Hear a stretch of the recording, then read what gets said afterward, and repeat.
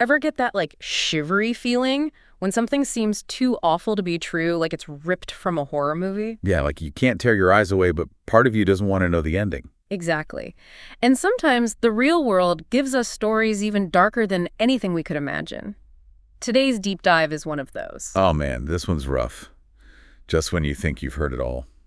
So we're looking into Virginia McCullough, a woman who pulled off a horrifying deception for years.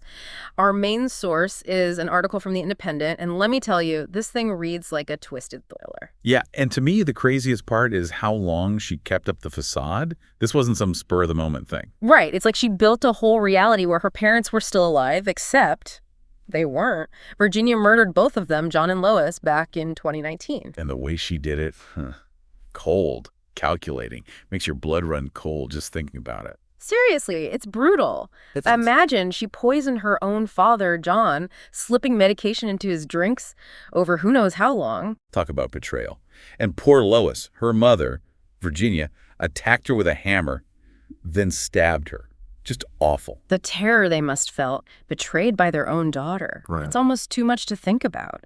And to make matters worse, Virginia didn't just stop there. Oh no, she turned their house into, well, basically a crime scene frozen in time. Yeah. She hid the bodies, created these makeshift tombs. It's like she was trying to erase them, even in death.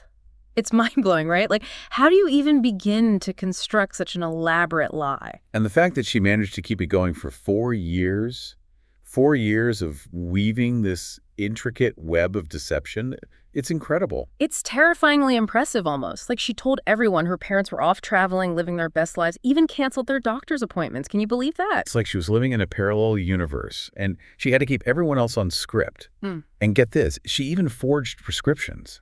The lengths she went to. Right. And her dad, John, he was a lecturer, right, at Anglia Ruskin University. Yeah, and she somehow managed to keep his absence under wraps, too.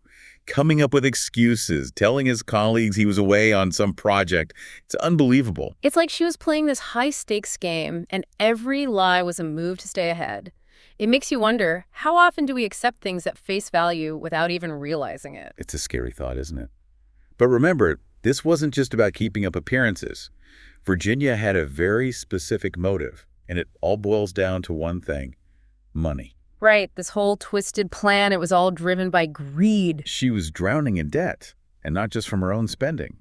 Turns out she had been stealing from her parents for quite some time. So in her mind, getting rid of them solved all her problems. She had access to their pensions, their savings, their entire estate. And the judge in her case, Justice Johnson, he was very clear about that. He said a substantial motive for each of the murders was to stop her parents from discovering she had been stealing from them. Chilling, right? Talk about cold-blooded. To think she would take the lives of the people who gave her life, all for a bit of cash. It's just beyond comprehension.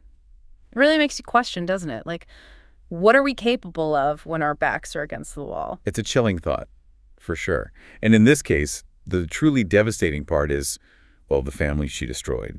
The ultimate betrayal. Absolutely. I mean, her brother, Richard, he said it best. This crime, it undermined my faith in humanity. Just, wow. Yeah, that really gets you. To have your entire worldview shattered like that by someone who should have been, family. Tough to wrap your head around. And get this, when the cops finally caught up with Virginia, her reaction was just bone-chilling. She actually said, "Cheer up, at least you've caught the bad guy." Like it was some kind of game. Seriously.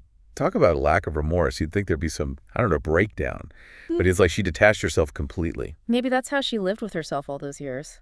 Building this fantasy world, playing the part. But the truth always has a way of coming out, doesn't it? It does.